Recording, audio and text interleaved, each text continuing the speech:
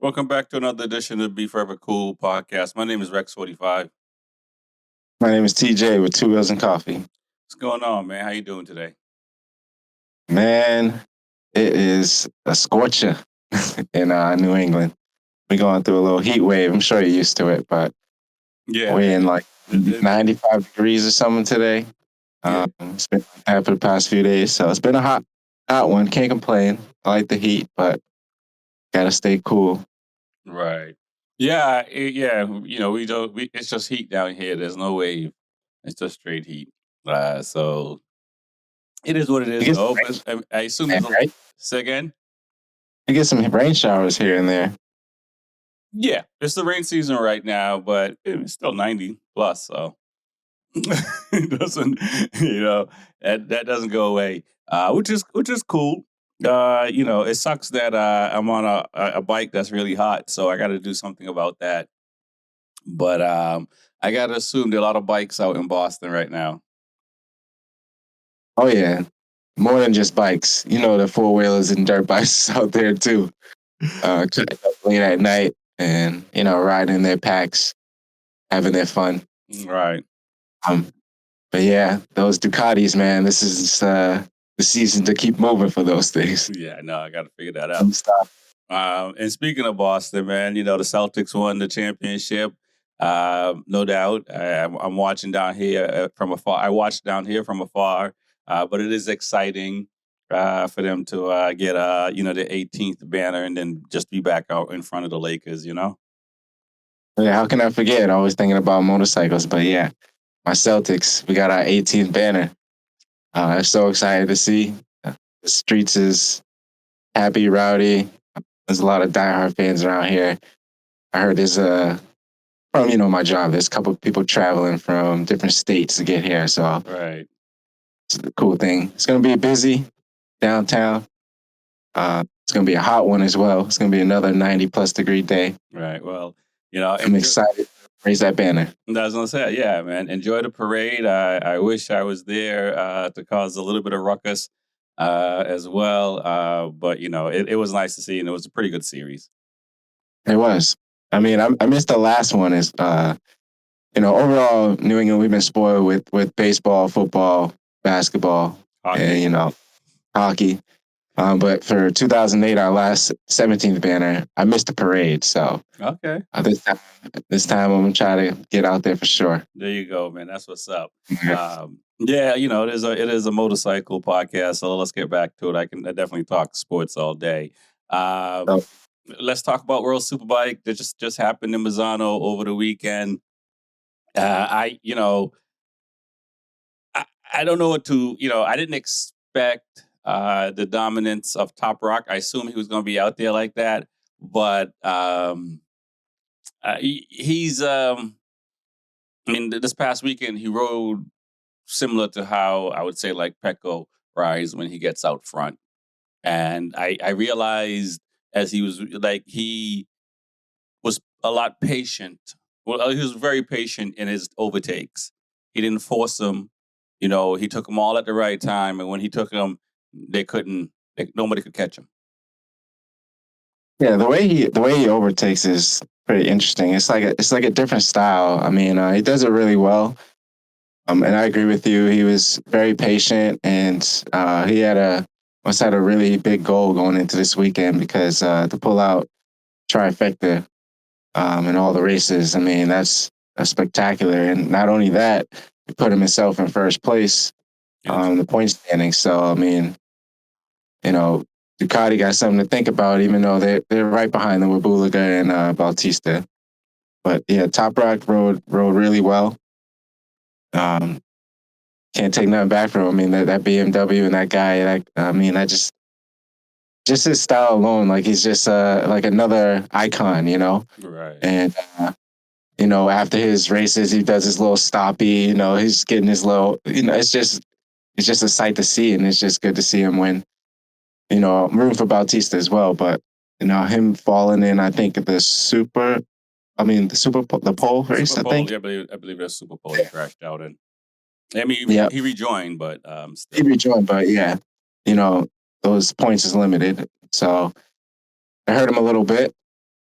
I mean, I don't know. They got a lot of work to do. As some news that went out, like, what's their fight going to be like for the rest of the season?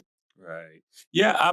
Before let's stay on BMW a little bit because yeah, I feel that it's only one round since their long break, which is ridiculous. You guys gotta, you can't have 3 rounds and then have a break. I'm pretty sure it's easy for me to say that, not knowing the details, but as a fan, we don't want to, come on, at least give us 6 rounds, and then take the break. You know what I'm saying? So having that and having him come back and did what he was able to do, 5 seconds, winning by 5 seconds. I don't know if Ducati's in trouble. You know what I'm saying? But at least Top Rock has shown what the BMW can do, and it showed that, like, Ducati might have to do some work, but also, after the weekend, it came out that the satellite BMW team is no longer going to be in World Superbike after, at the end of the season. So, you got Garrett Gerloff; he's going to lose a seat, and also, Scott Redden, which is, I don't know the reason behind it. Clearly, it's not the bike because of what Top Rock is doing on the bike. So, that's unfortunate to see, but hopefully, another team will step up and grab those 2 bikes, because as we see what Top Rack is doing right now on that BMW, man, I'm almost ready to call the closest dealer to me and grab one of them BMWs, man. I'm not gonna lie.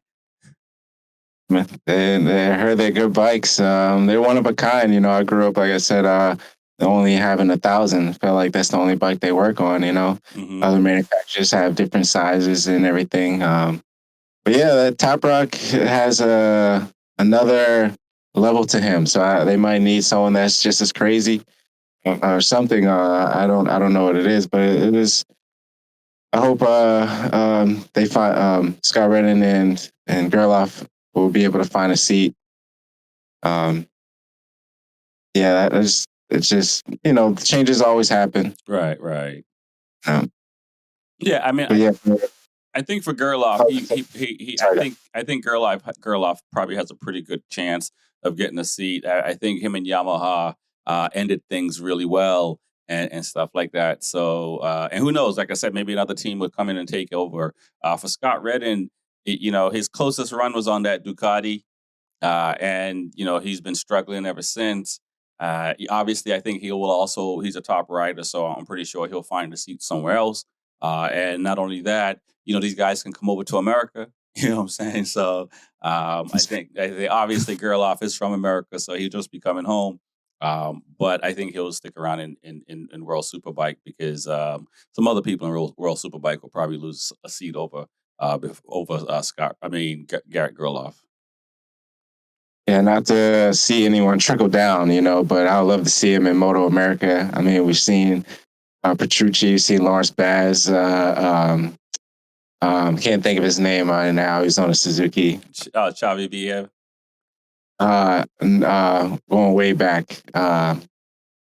Number 24. I can't believe I'm forgetting his name. Escalante. Nope, we're No, no, going way no, back. no, no. Not. I know he retired though. He retired. Retired. Yeah, he just recently retired, as of last year. I know who you're talking about. I'd have to look it up now. But Tony Elia. Elias. Yeah, There we Elias. go. There you go. There you Elias. go. But yeah, so it's happened. So I mean, it won't be bad to see, but I hope they do find a seat in World Superbike for Right. then. Now, do you think Ducati's in trouble? Is this one? I mean, Mazzano is a track where it's a home track for them Ducati bikes. Should they be concerned? I mean, Bulaga was there, but still not enough. I think, for the misfortunes of Alvaro, he might have been a little bit closer because he had to kind of fight his way up. But nonetheless, it seems like the only challenger might be Alvaro to Top Rock. I mean, Ducati, the way they're built for the past few years, I feel like they'll be able to figure out what they need to do to improve. probably faster than anyone else. Um, as far as like the losing the race, I feel like not to switch to BMW, but the way I look at it is like when you win a first place, let's just sweep everything. Like that data that you have, you can like lock that in and be like, next time we go to Misano, we Right. know we had these results. Exactly. And as far as Ducati knowing what they went through, it's just you still got to figure something out. So I don't think they're too far off or too not have to worry too much just due to where they stand. But if they want to be on top, yeah, of course you see you have an intruder, a BMW that's coming in and trying to step their toes all over you and don't care. So you got to figure something out. Yeah, And yeah, and I saw that Vandermark got re-signed as well for 25. So it's interesting that the Bonobo team is leaving after after I believe 4 years. But like I said, I got the way the BMW is running right now. I assume someone else will come in and swoop that up. You look at Alex Lowe on the Kawasaki. He ran fairly well on the Kawi, and I know the Kawi's been struggling. That was really good to see. Bassani, he got re-signed, and Kawasaki is was it by Kawasaki next year. So they're changed. They have a new program, and both riders are signed up for 2025, I believe 2026 as well. It'll be interesting to see, but it's good to see the Kawi run because Jonathan Ray, he had 6 world titles on that bike. So for them to be, they struggled a lot last year. So for them to be, finishing, top 6. got there. Yeah, I mean, it's good to see that Kawasaki jumping up too. We're seeing, you know, like it would go back to having such a long break. Like it's so annoying to have 3 races to have like 2 months off. But we're seeing like the top 5 riders are not the same, but it's kind of the same order. So you're seeing the similar fights, but good to see that Kawasaki jump in and out. But sometimes he's good at leading races, and then I don't know what happens. I don't know if the I grip. think, yeah, I believe that bike is struggling with grip in the latter parts of the races, and I think that's the struggle that they're dealing with. I mean, shout out to Remy Gardner.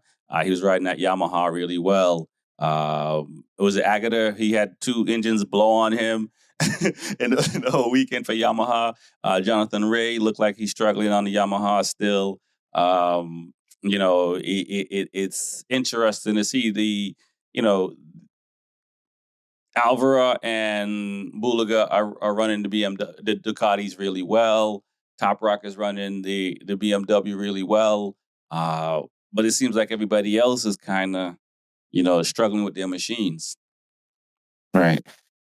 This part of the season too, it's like I don't know, it's like you gotta embrace whatever's going on, I guess. Like knowing that like Jonathan Ray, knowing he's struggling. It's like, how do I because you can get upset with yourself and you can probably perform even worse. Right. So, you know, some of these riders I guess gonna have to just embrace what's going on, and I don't know how uh, they would improve from what's going on. But like Jonathan Ray and Gerloff, the situation they're going through. Like these guys, Albert Bautista, Top Rock, and Bulaga, they're up there almost running away. Right. And when you see the season slipping away, it's like, how do I help the team improve or help myself improve? It's like when you just don't feel like you want to race, but when you don't feel like when you don't have a chance, I would say. Right. Like Yeah. how hard it be. Right. Yeah, I think that's it's 4 rounds, so it's still early, but it seems it's starting to come pretty clear. Even like in MotoGP at the beginning of the season, we thought there was going to be 10 riders, and now it's starting to be pretty clear that it's a few riders, and we know the machines are good because you see the top guys on the bikes running them, so clearly the bikes can do it. And it's interesting to see what happens. And yeah, that mindset of of those riders. I mean, by round 7, some people may just be looking to save their job for the following year and riding to save their job because they're out of contention as far as the points and stuff like that. And anything can happen for sure. One of these riders, one of the top riders, can get hurt or something like that. But for the most part, these guys have shown in the last several years that they usually they usually stay healthy throughout the season, kind of thing. So, and that's not the kind of mentality a rider wants to have, that they're hoping somebody else, or not necessarily hoping, but they don't want someone else to get hurt for them to have a contention for the championship. They want to fight, head up, face to face. So it's going to be interesting to see what round 6 and 7 looks like for some of these guys. It's cool that the Kawasaki riders are already signed, so they just got a race. I think you'll see them not have anything to worry about. I think the Honda guys, Luca Ono and those guys, I think those guys are safe on those Hondas. I don't think and they're doing fairly well. It is a bike issue, not a rider issue for them. The interesting rumor that's come out over the weekend and these last few days is that Iannone might go to MotoGP. I don't know if you heard that, but huh? I didn't hear that. So it's not even so much that if he wants a factory seat or not in World Superbike, but might go to MotoGP. And my thought is, Wow. who is he connected to? I know, exactly. I was going to say, like, what news? This is what I'm talking about. Like, the news that they know, we can't even get a hint of. Yeah. He knows something. He knows somebody. Right. Because especially what's going on in the GP world right now. Yeah, exactly. Because I'm sitting here like, who in MotoGP? And I know I'm a big fan of Iannone, first of all, but he's been out of MotoGP for 4 years. And so whose seat would you, I'm saying out to the audience, and you guys can comment and let us know, whose seat, could he take in MotoGP right now? And realistically, you know what I'm saying? And do better than the current rider is doing right now. Not even just like take, obviously, but can do better than, because the Honda guys, we know it's a machine thing. The Ducatis are up there. The KTMs are up there. So it'd be interesting to see. And, I mean, look, it was tough for him getting banned for those years. He appealed and it was still upheld. So, there's that. But it'd be interesting to see if he does go back to MotoGP, and he's doing really well in World Superbike, and he probably has a very good chance of winning a title in World Superbike. Maybe not this year, but I think as he gets more acclimated in racing again, being away for 4 years, I think that he does have the opportunity to win, and he might have the opportunity to come to MotoGP and do really well as well. But it would be like I said, it would be hard to see which rider they would give up for him. I agree to that. I mean, his standings right now, he has 83 points to Toprak's first place 179. So that is a good distance behind. You need a lot of mistakes from the top riders. But yeah, he's having a good season, and he is a good rider. And I don't know where he would go. I don't want to shoot myself in the foot, because when they said Pedro Acosta was coming up last year, I was like, what? Where's he going to go?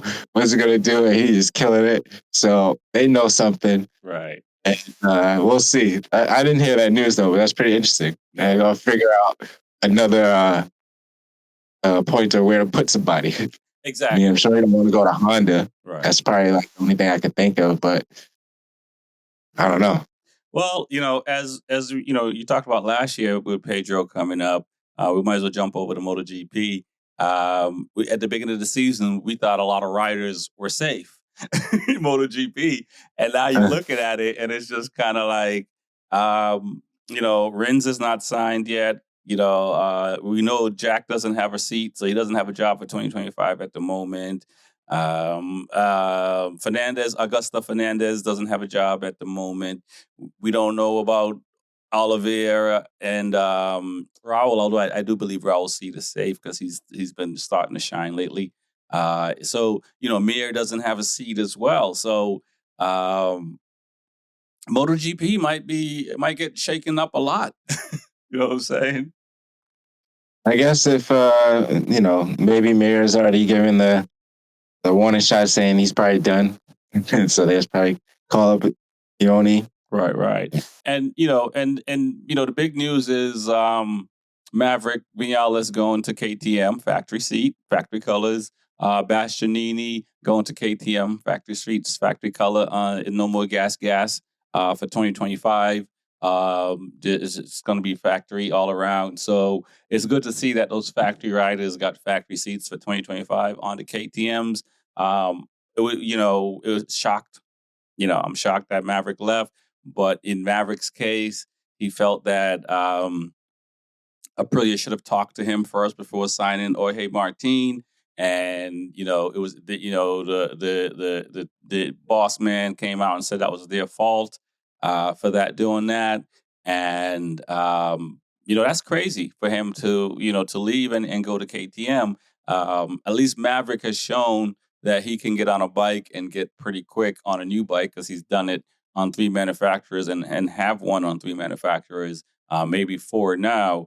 What are your thoughts on that move for Maverick going to KTM on some really out of principle?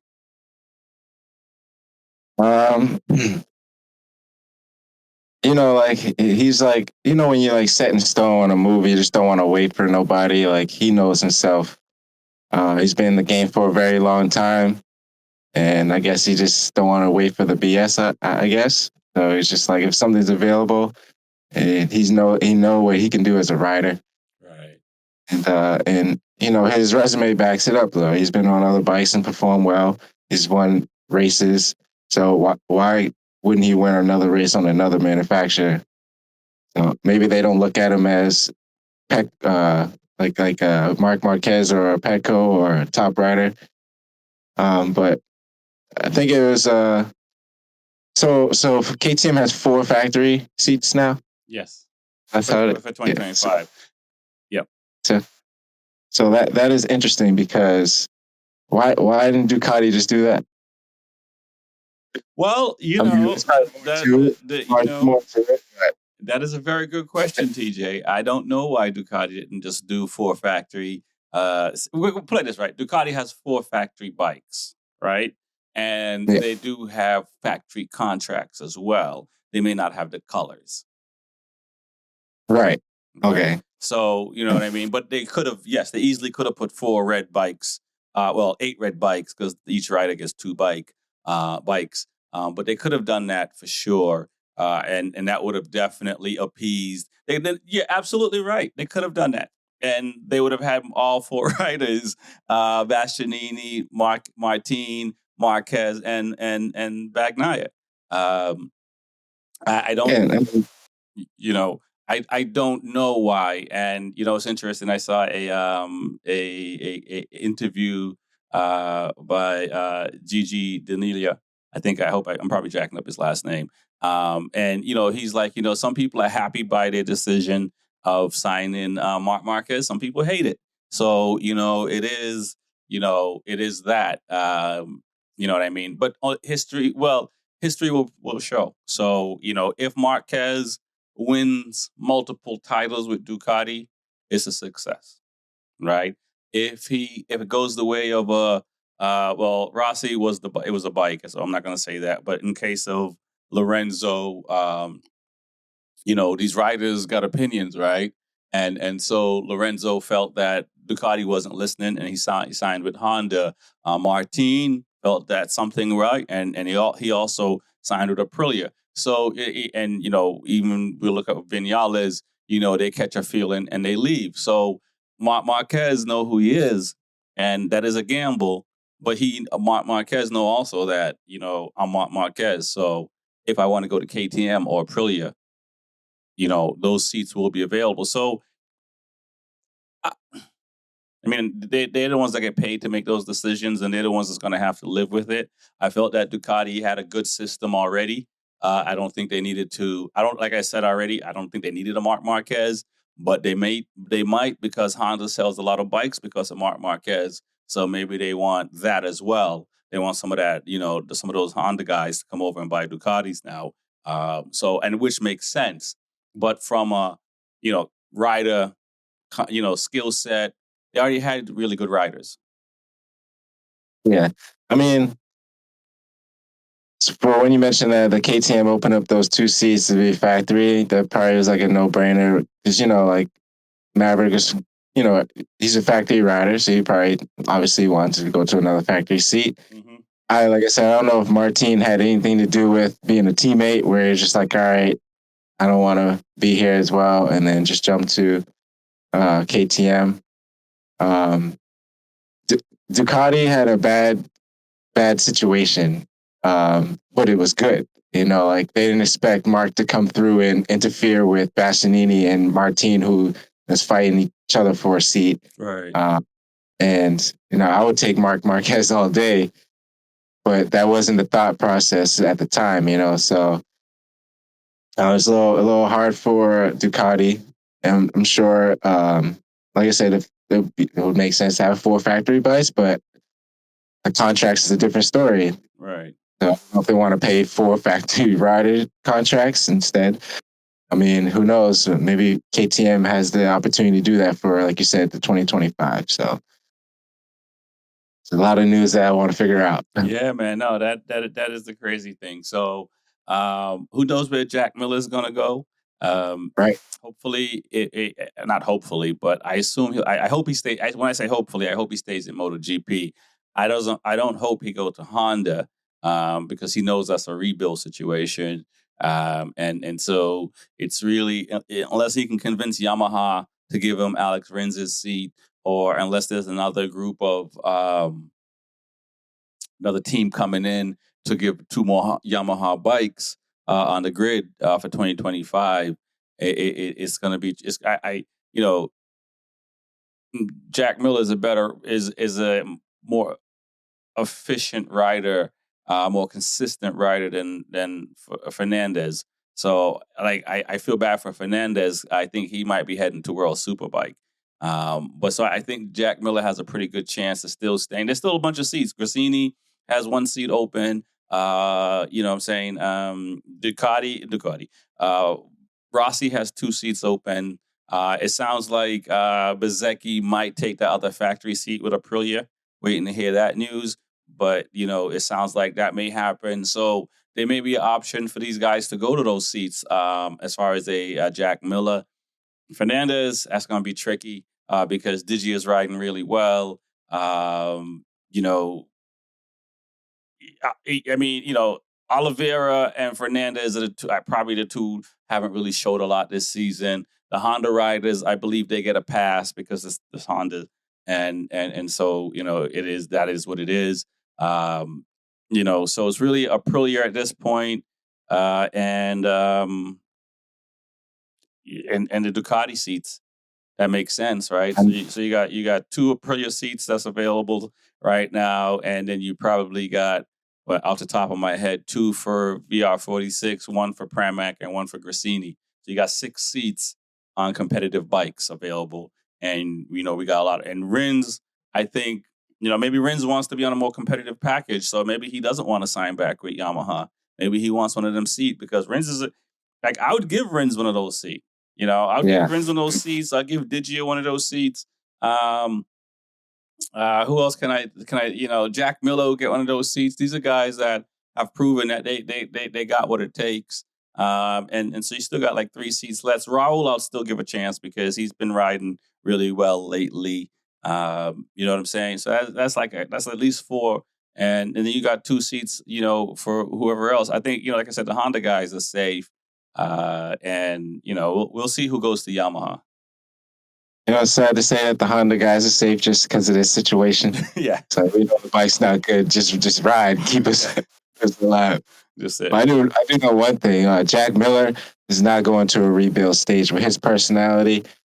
He can't have any rebuild moments. Right. I feel like he's going to go to a competitive. I mean, it's possible he could go back to Yeah, I mean, why not sign Jack Miller to Grassini? Like he already knows how to Ducati, and he's already won on a Ducati. But for Grassini, and I mean, he's no I don't know how much money they paid Mark Marquez, but why not send him there? You know what I mean? Or even back to Pramac, because he's. I mean, I think Jack Miller had a 1-year contract option for Ducati, and he wanted a 2-year.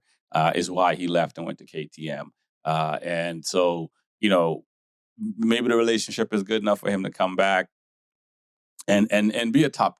And look, only one Ducati can win. So at the end of the day, if you're on a Ducati bike in the top 6, you know what I'm saying, chances are you're doing your job, because there's probably 4 Ducatis in front of you. Yeah, so that was another thing I just thought of. Like, so like how Jack Miller's been to different manufacturers, and like when he left Ducati, he left on a good clean slate. Right. So it's like an opportunity to go back. So like other riders, let's say like Maverick, let's say after the KTM, like where else? Like what do you do? Like is he just? I think he could go back to Aprilia, because I think Aprilia dropped the ball, but I don't think he can go back to Yamaha. Yeah, but I also don't believe he was trying to destroy the engine either. He might have revved it a few times out of frustration, but I don't believe, because riders are doing burnouts and all type of things. So, I don't think his intention was like, oh, I'm gonna go blow the engine up right now before I get into pit lane. I honestly, because they know more than I do, sure, and okay, fine. If they're sitting here saying, revving the engine at whatever speed he was going, like that is going to cause the engine to blow, then why do people do burnouts? And engines be blowing when they be going full speed. They don't say nothing about that. Exactly. So I think it was a reason to get rid of him. And they who knows? I don't need to bring that up now. Maverick is riding really well.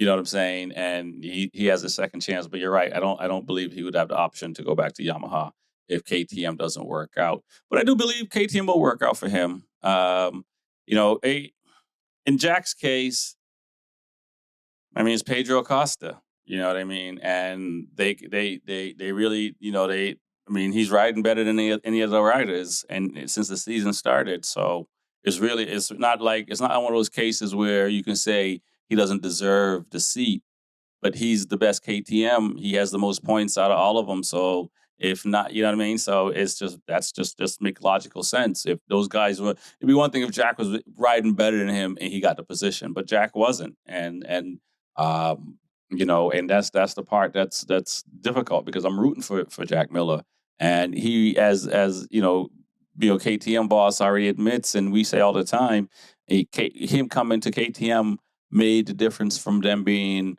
almost competitive to be where they are. So he does get a lot of credit. So it's unfortunate that he doesn't get a contract for 2025 for that. But it is because there's other riders that it's unfortunate, because without him, they could have been struggling a little bit more, or might have took him a little bit longer to figure it out. So that's unfortunate. Yeah. But he has enough knowledge that I think he will stay. And if he wants to go to World Superbike, I think there'll be a seat there for him as well, probably on a Ducati as well over there. I know all these riders want to shine, but it's knowing that it's an individual sport, but a team sport. Right. But just the feeling when you're when you know who you are, and then another teammate arrives, but you got to hand the keys over because that's the future. I don't know. It's the way I look at it. It's just it's just a situation where they're individual riders, so you ride for yourself, but you still have a team, right? Like Shaq and Kobe. They had little altercations where you're just like, Kobe's the best player now. Everything runs through him pretty much, and right. He's younger, just like Tatum and Brown. You gotta hand the keys over to the younger, right? As Jack's getting a little older, but still, he's a great rider. I mean, there's a lot of riders doing good this year, but you can see it, but you can't see it because the other riders are doing better just a little bit. Yep. So it's unfortunate for some of those riders that, like you said, Raul Fernandez and stuff like that. But yeah, it is. And I mean, I think these guys are, at the top level. So not think they are at the top level. So I do believe they will have other opportunities, to ride in other clubs and organizations and stuff like that. So, but we'll see. It's a long season. So Digio was able to save his job at the end of the year. So, like I said, yeah, I think by race 7, 8, on the World Superbike, I said it, but nonetheless, there's going to be people who are going to be, I'm riding for a job now. So they may not. Now it's more about being as smart as they can be and finishing as high as they can, right? And so hopefully they'll get noticed, which it'll be a different kind of. For some people, they might take more risk. For other people, they may be more careful, right? So it's when our jobs are always on the line, but when it's on the line like that, you become a different person. You can become a different person, and so it'll be interesting to see. But yeah, all these guys are gonna get at least 8 riders that are fighting for their job, and it leads me to say, and you look at I'm bringing up Moto 2, and Furman Alligator has already signed a contract there, and maybe Joe Roberts might come up from Moto 2 as well to join the American team. So they're hungry riders in Moto 2 that wants to come up as well, not just the guys that are trying to stay in MotoGP. So it becomes the season is going to be must see TV as it has been so far. I agree with that. It's we're getting in the thick of things as well. We're kind of got to be perfect just to save your team and yourself, and we're getting in the thick of things. I like this time of year. Right. Likewise. It's exciting times, man, for sure. Um, yeah, and let's talk about Motor America a little bit before we head on out. And the Junior Cup with Eli. I saw that he had a big crash on race 2 and wasn't able to do the restart. And from my understanding, is one of the biggest crashes that he's had since he's been racing. And from watching Eli and Loudon all the time, how hard he rides, and just seeing him in Moto America, that was a pretty big crash. And I think that was just the start of the race too. He just to spin out like that or get sandwiched the way he did. Right. I don't know if anyone saw it, but he posted a few clips. I mean, I always, beginning in my racing career, I was always like not afraid, but I was just going into turn 1 after the race starts, and you're like, oh, it'll be fine, Right. And when the competition's up there, it's just you got to be perfect, and that is a scary crash. I hope he's okay. But he congratulated his teammate. His teammate pulled it off and held it down for their squad. So wow, which is pretty amazing. 16 years old. Yeah. He's won 4 races already this season. Man, you see Eli stand next to him, like.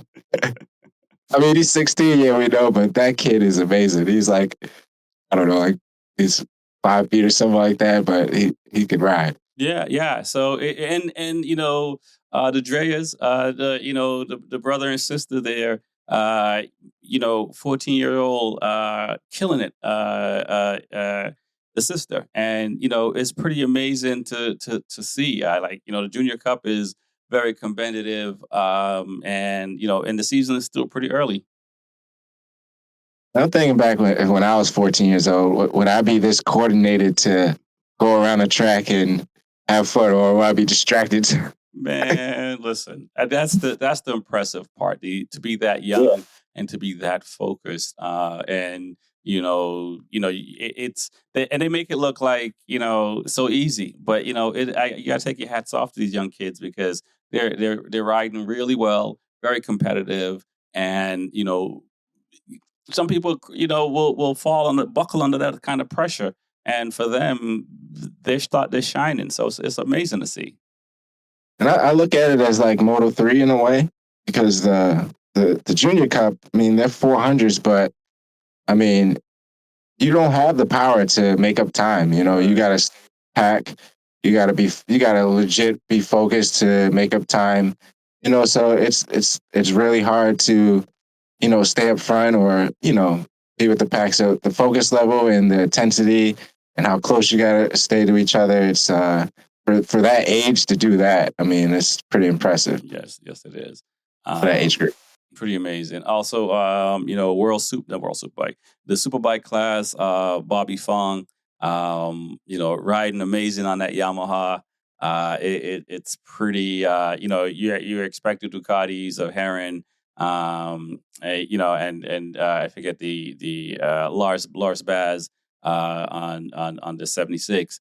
But all the BMWs, unfortunately, Cam is out on an injury, and Jake Gagne is having some nerve issues, so he can't ride as well. So unfortunately, he's struggling. But I didn't expect Bobby Fong would be the one, dominating the way he did. I mean, he got a second place, I think, in Loudon. Yeah. So and probably parts. So and so what? Before we wrap up, and I'll say this: I'm calling out Motor America a little bit.